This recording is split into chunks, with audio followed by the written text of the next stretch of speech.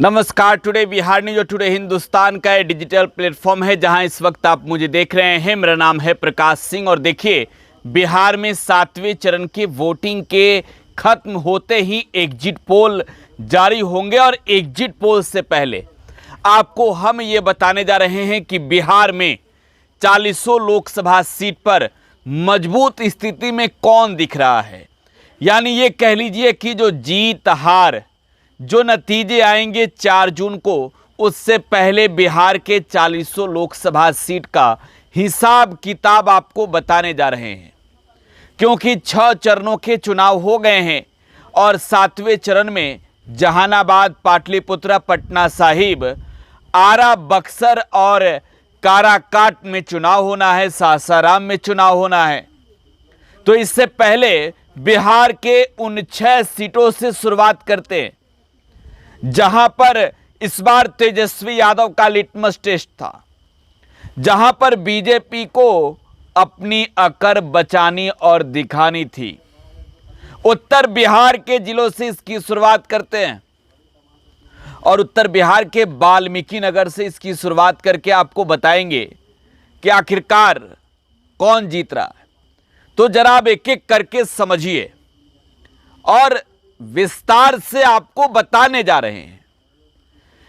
इससे पहले के 6ठे चरण में जहां वोटिंग हुई, वहां के परिणाम कैसे होंगे ये समझाने जा रहे हैं।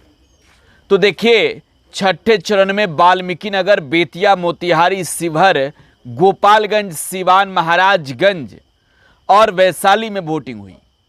लेकिन हम बात करेंगे शुरुआती 6 जिलों की।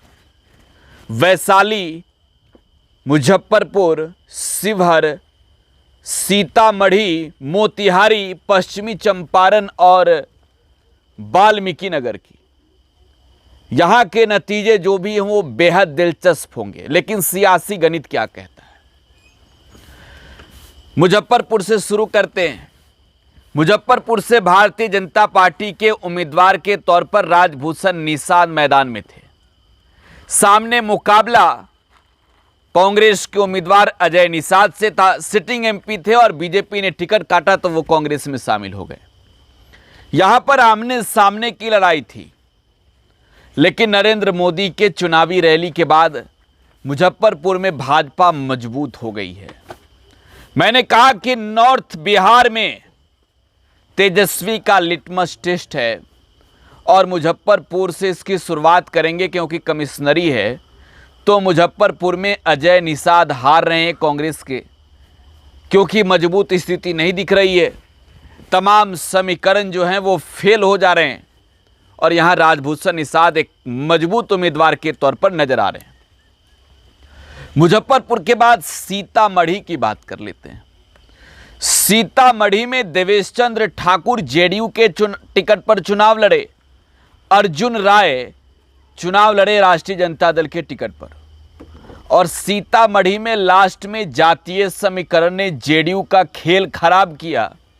हालांकि जहां जहां तीर चुनाव लड़ा, वहां महिलाओं का जो वोट है वो नीतीश कुमार की पार्टी के तरफ दिखा और तीर के निशान पर बटन भी दबे। लेकिन खास तौर पर यादव और मुस्लिम मतदाताओं ने यहां जेडीयू का खेल खराब कर दिया है। सीतामढ़ी की बात कर। इसके बाद अगर शिवहर की बात कर ले, शिवहर जहां पर लवली आनंद जेडीयू के टिकट पर चुनाव लड़ रही थी, रितु जायसवाल चुनाव लड़ रहे थे, रितु जायसवाल चुनाव लड़ रही थी आरजेडी के टिकट पर। और यहां पर 2 ऐसे उम्मीदवार जिनकी चर्चा खूब हुई। मधुबन से भारतीय जनता पार्टी के विधायक राणा रणधीर के भाई राणा रंजीत सिंह असदुद्दीन ओवैसी की पार्टी एआईएमआईएम के टिकट पर चुनाव लड़े। तो दूसरी ओर यहां पर एक योगी बाबा भी चुनाव लड़ गए थे बुलडोजर लेकर। लेकिन यहां पर ओवैसी की पार्टी और बाबा ने कोई बड़ा बेड़ा पार नहीं किया। यहां पर आरजेडी की एक मजबूत स्थिति बनी वैश्य वोटरों के आधार पर, क्योंकि जो वैश्य वोटर थे वो लास्ट वक्त में भागे जो कह लीजिए। और यहां पर एक स्वर्ण कुनबा जो है वो मजबूत दिखा, खास तौर पर लवली आनंद के पक्ष में। हालांकि महिलाओं का वोट हर जात के अंदर से जो है वो लवली आनंद को मिला है, लेकिन यहां पर मजबूत स्थिति में रीतू जायसवाल है। उत्तर बिहार का ये दूसरा ऐसा लोकसभा सीट है जहां पर रीतू जायसवाल यानी आरजेडी दमदार प्रदर्शन करते नजर आ रही है। मोतिहारी की बात करें, मोतिहारी में बीजेपी का गढ़ कहे जाने वाले मोतिहारी में बीजेपी के उम्मीदवार सिटिंग एमपी राधा मोहन सिंह थे। वहीं सामने से जो उम्मीदवार डॉक्टर राजेश चुनाव लड़े वो वीआईपी के टिकट पर चुनाव लड़े। वीआईपी के टिकट पर वो चुनाव लड़े डॉक्टर राजेश, और राजेश ने यहां पर राधा मोहन सिंह की मुश्किलें बढ़ाई जरूर, लेकिन अगर परिणाम जो आने वाला है वो उसमें बात करें तो राधा मोहन सिंह की स्थिति काफी मजबूत हो गई।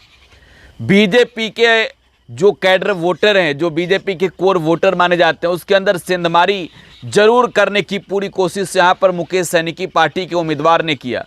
हालांकि तेजस्वी यादव की भी तैयारी थी पूरी तरीके से अपने दल से चुनाव लड़ाने का, लेकिन महागठबंधन के अंदर 3 सीटें जो है वो मिला मुकेश सहनी को, और मुकेश सहनी ने मोतिहारी से डॉक्टर राजेश को टिकट दिया। राजेश एक मजबूत स्थिति में शुरुआती तौर पर दिखे, लेकिन अगर अंतिम स्थिति में देखें, वोटिंग के लास्ट तक देखें तो राधा मोहन सिंह की स्थिति काफी मजबूत हो गई। तो खैर, मोतिहारी के बाद बेतिया में संजय जायसवाल यहां बहुत मुश्किल में पड़ गए हैं। संजय जायसवाल की टेंशन बढ़ी हुई है क्योंकि भाजपा के कोर वोटरों ने इस बार पंजा छाप पर बटन दबा दिया है। मदन मोहन तिवारी चुनाव लड़ रहे थे पश्चिमी चंपारण लोकसभा सीट से कांग्रेस के टिकट पर, और मदन मोहन तिवारी के पक्ष में ब्राह्मणों का वोट, भूमिहारों का वोट जो ट्रांसफर हुआ उसने मुश्किल बढ़ाई है, क्योंकि यादव और मुस्लिम हिलने वाले नहीं है। कोयरी कुशवाहा का वोट भी कांग्रेस को बेहतर तरीके से मिला, क्योंकि ठीक बगल के जिले में कुशवाहा उम्मीदवार थे। आरजेडी ने एक नया समीकरण यहां पर तैयार करने की कोशिश की, अंत में कांग्रेस के खाते में सीट गई और कांग्रेस ने यहां से चुनाव लड़ा। संजय जायसवाल की मुश्किलें बढ़ी है। हालांकि अगर लास्ट तक देखें तो कांटे का टक्कर है। पश्चिमी चंपारण के वाल्मीकि नगर की भी बात कर ली जाए, यहां से जेडीयू के सुनील कुमार चुनाव लड़े और आरजेडी के दीपक यादव एक मजबूत उम्मीदवार के तौर पर दोनों जो कैंडिडेट हैं वो चुनावी रण में दिखे, लेकिन यहां बेहतर स्थिति तो जेडीयू के उम्मीदवार की है। जेडीयू के उम्मीदवार की एक बेहतर स्थिति है। तो ये वो जिले हैं जो उत्तर बिहार को सीधे कनेक्ट होने वाले जिले हैं। इसके बाद अब रिपोर्ट में बताएंगे गोपालगंज, सीवान, महाराजगंज, छपरा और वैशाली का हाल, साथ ही साथ हाजीपुर में कौन कर रहा है कमाल। आप लगातार टुडे बिहार न्यूज़ पर बने रहें। धन्यवाद।